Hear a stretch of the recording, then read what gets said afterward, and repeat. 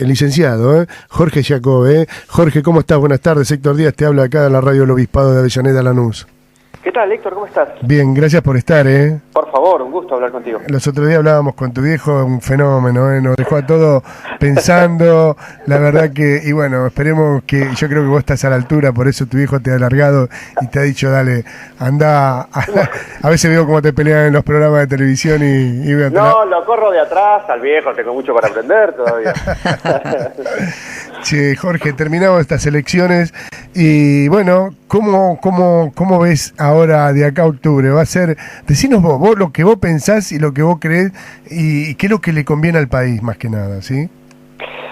Mira, primero, nos deja el proceso del domingo varias sensaciones. Primero, de que hay una opinión pública que está estable y que es predecible de alguna manera. Por eso todos los estudios que ha habido, no solo los nuestros, han logrado prever el orden de prelación de los candidatos y en la mayor parte, con un nivel de certeza muy importante, también el guarismo de cada uno, ¿no? Con lo cual la gente dijo que iba a hacer una cosa y fue y la hizo.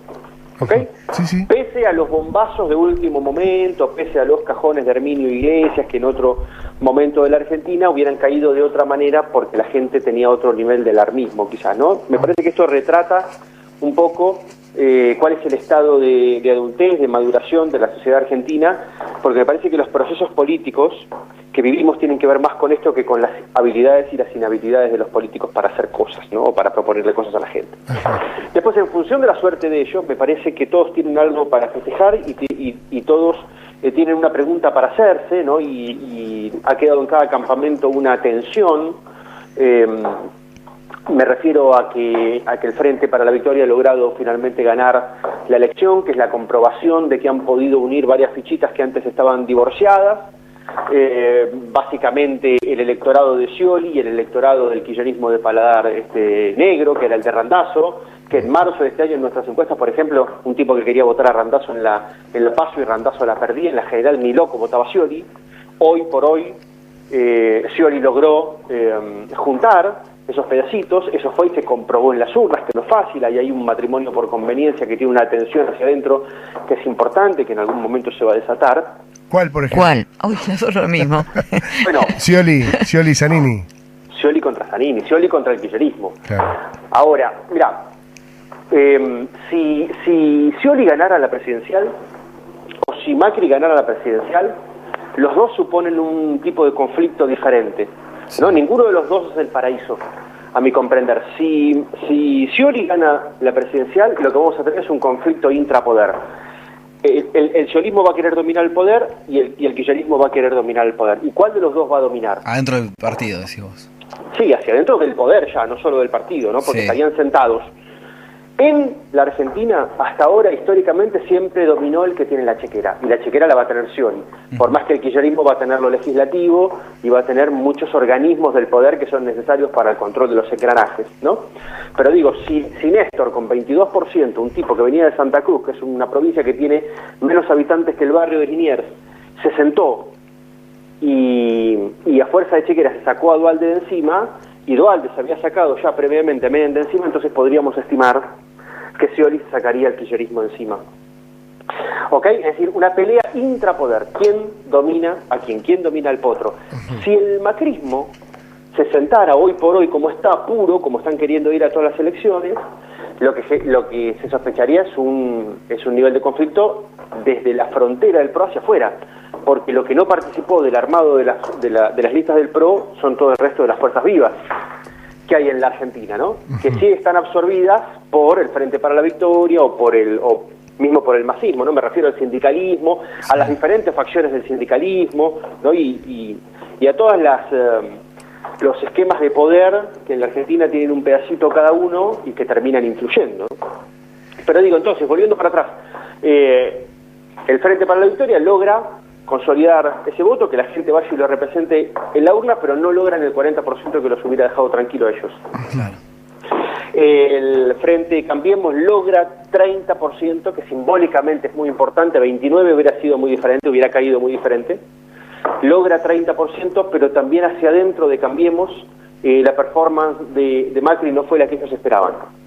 Aunque sí sabemos por encuestas previas que los votos de Carrió y los votos de Sanz sí van para Macri, porque son gente que le está entrando al mismo concepto por diferentes ventanillas, que es a la idea de sacarse al kirchnerismo de encima, ¿no? Sí, sí. Y el Frente Una, con un Massa que logró detener su caída y plasmarlo en las urnas, ni un voto más ni un voto menos, con un De la Sota que terminó un par de puntos más crecido de lo que hubiéramos esperado por esa buena elección que hizo en Córdoba, pero también a sabiendas que si el comportamiento de ese elector es el que nos decían las encuestas previas a la elección, entonces no van a ir linealmente a Massa. No es lo mismo que en Cambiemos. En Cambiemos los de Carrió y los de Sanz van a ir a votar a Macri. En Una no. Jorge, yo ahora la gran pregunta, y creo que para ustedes debe ser los votos de Aníbal y Domínguez, que hay 20 votos, que en el cual no sé si Aníbal es el cajón de Herminio, pero pinta que puede llegar a serlo, ¿no? De acá a 3 meses. Mira, si hay dos cosas que pueden llegar, de las que divisamos, ¿no? Porque dentro de una semana alguien saca un conejo de la galera que no estamos viendo, es una noticia bomba, pero de las que podemos ver, sí. Material inestable, material que si juntás los cables mal explota, yo te diría que puede ser Aníbal por un lado y Zanini por el otro. Es decir, a ver, Zanini es un hombre que va en la boleta de vicepresidente, es la garantía para los kirchneristas de paladar negro que no tienen a randazo en el escenario, es la garantía de que el modelo está ahí atrás. Pero es un hombre absolutamente desconocido para el resto de la población, para el 60% de la población. Entonces, puede haber dos escenarios. Que una parte de la prensa lo cuente como que es un monje negro, perverso, oscuro detrás del kirchnerismo, un maoísta, un hombre malo, digamos, y hay otra parte que lo va a contar como que es el genio creador detrás de la década ganada del kirchnerismo. ¿Cuál de las dos triunfa? ¿Cuál de los dos relatos triunfa sobre el 60% de la población que no lo conoce? ¿No? Eso como primera medida, no para los que ya votaron al kirchnerismo, no para los que ya votaron a Cambiemos, sino para el resto de la gente que va a ir entrando a esta elección por ventanillas que después van a estar cerradas cuando vayamos a la segunda vuelta. ¿Me explico? Sí, sí. Bien, también la tercera opción, esas eran las dos primeras, la tercera opción es que finalmente logre pasar desapercibido, pero es una cosa muy compleja, ¿no? Si vamos a un escenario de segunda vuelta que un vicepresidente como Zanini pase inadvertido dentro de la discusión pública. La otra es la de Aníbal, ¿no? A ver si Aníbal está en capacidad de hacerle daño a la candidatura de Scioli, que venía pescando, venía creciendo, logrando pescar en un cúmulo de indecisos, de apolíticos, de independientes, de gente ajena a la pelea kirchnerismo-antikirchnerismo, si logra hacerle daño a ese proyecto de pescar en indecisos o no, ¿no es cierto? Jorge, estoy con María Alejandra Espósito, una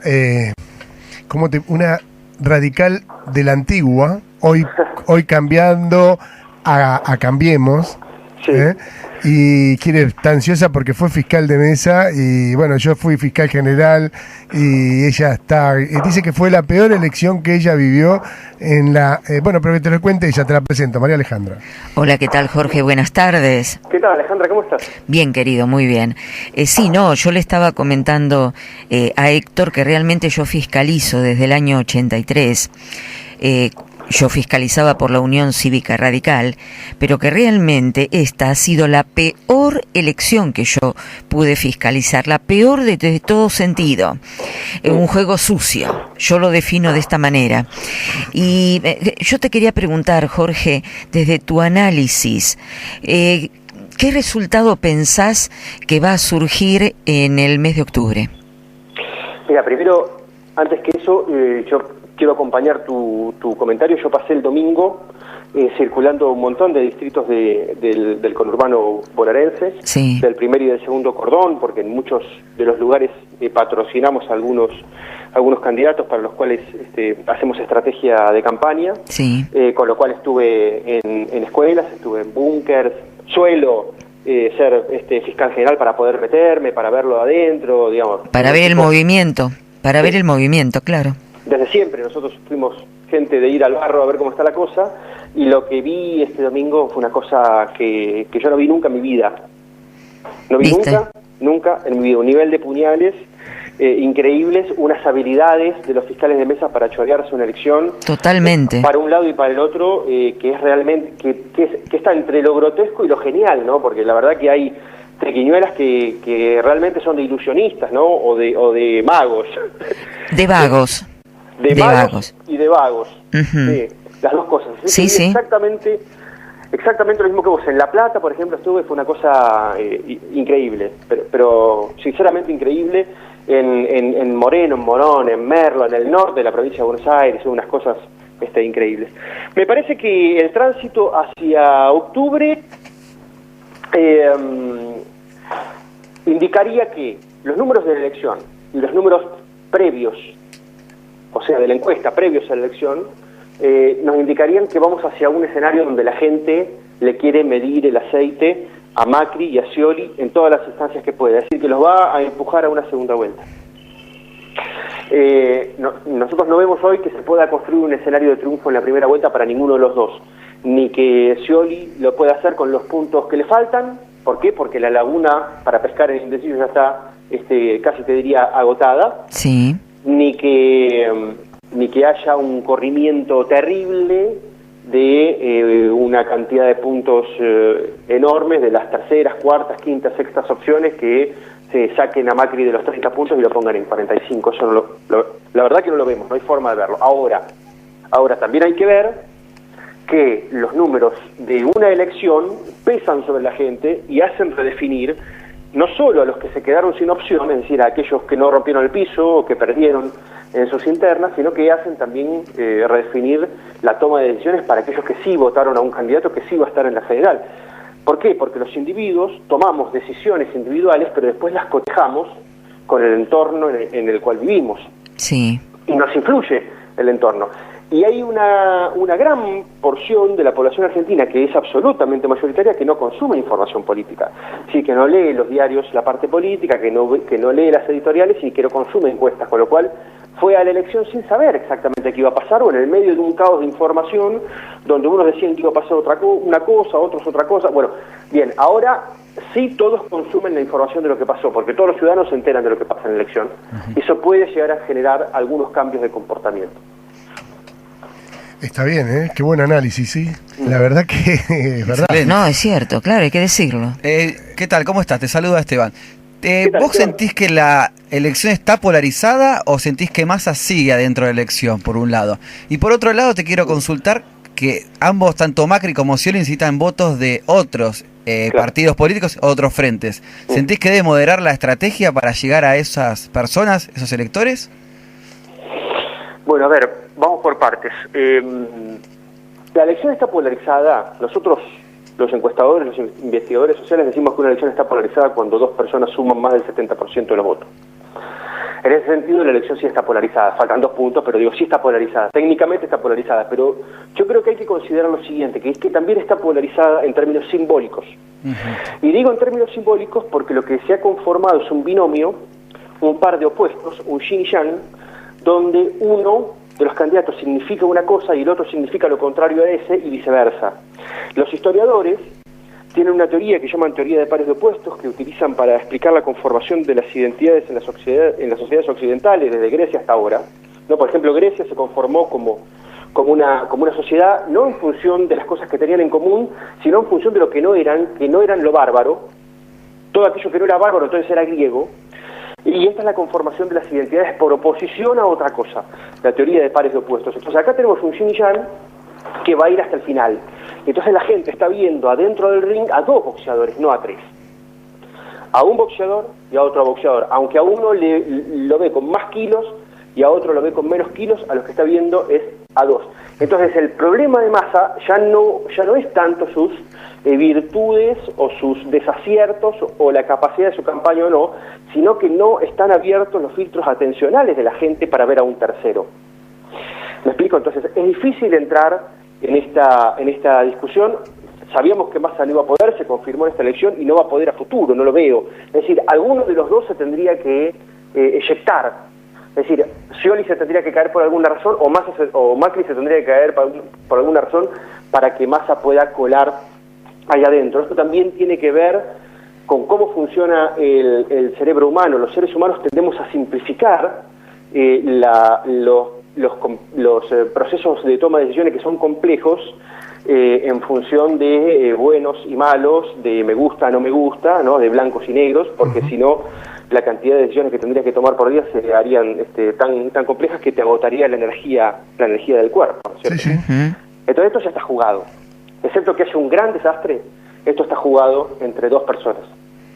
Sí. Esa era la primera pregunta, y si me recordás la segunda, porque me fui por... Dale. Sí, en cuanto a los electores, que tanto Massa y Macri necesitan de otros frentes, otros partidos, ¿sentís que deben moderar la estrategia? ¿Cómo deben encarar la elección? Bueno, mira, ahora todo el mundo se va a ir sobre Mauricio Macri, sobre los opositores pidiéndole una unión, ¿no? Y hay que ver cuán factible es eso, porque lo que estamos comprobando en la Argentina es que los líderes ya no tienen el poder de direccionar a la gente, incluso a la gente que los sigue, incluso a la gente que los prefiere, como la tenían en la época de Perón, ¿no? Sí. Sí. ¿Y qué ejemplos tenemos cabales de esto? Cristina, que tiene 40 puntos de imagen positiva, le dijo a la gente, a su gente, le dijo, muchachos, mi candidato es Randazzo, y la gente le dijo, no, mejor Scioli. No, Scioli no es puro, a Scioli lo odiamos, Scioli no sé qué, mejor Randazzo. Y la gente dijo, no, mejor Scioli. Y ella no pudo imponer su candidato. Si Cristina iba con Randazzo a las PASO, perdía con Scioli Cristina. Sí, Jorge, pero vos no pensás que le impuso a Zanini. Esperá. Macri le dijo a su gente, en la ciudad de Buenos Aires, muchachos, mi candidato es Rodríguez Larreta, y el 40% fue y le votó a Gabriela Michetti, que no tenía nada. Entonces, ¿por qué, me pregunto, para esta elección, por qué Massa diría, muchachos, vamos para allá y la gente va a ir para allá? No. O de la Sota o cualquiera, no proponérselo a Massa, digo, Altamira, la izquierda en la ciudad de Buenos Aires para la segunda vuelta llamó a las masas a votar en blanco, una locura. Sí. Están subestimando a la gente. Ahora, sí simbólicamente la oposición podría generar un esquema que es el que no generó en el cierre de las boletas si Macri dice, bueno, miren muchachos, mi jefe de gobierno va a ser de la Sota, mi jefe de gabinete, va a ser de la Sota, mi canciller va a ser Sergio Massa, mi persona en la justicia va a ser Margarita Stolbizer, y eso generaría cierta potencia. Sería una locura. Sería una locura. Claro. Pero también conocemos la inhabilidad de los políticos argentinos que tienen un pedacito de poder, como si fuera un vitró, como si fuera un rompecabezas. Conocemos la impericia que tienen para juntar una fichita con la otra por las mezquindades que tienen. Entonces, a lo único que se puede apostar, sinceramente, conociéndolo desde adentro, es a que esto que la política no puede representar, en realidad lo represente la opinión pública. Que la unión que ellos no pueden hacer porque tienen sus taras, la realice la opinión pública en el cuarto oscuro, ¿no? Esa es la única chance. Jorge, la verdad, clarísimo, y tengo que entregar el programa. Me encantó charlar un rato con vos. La verdad que nos instruiste muchísimo, así que nada, un abrazo y seguir conversando más adelante para que entre todos veamos qué panoramas vamos viendo, ¿no? Sí, la cantidad de veces que quieran, porque va a estar muy interesante. Gracias por el espacio. Un abrazo, Jorge. Dios te bendiga, Adiós. hermano. Gracias. Hemos charlado con Jorge Giacobbe, el hijo,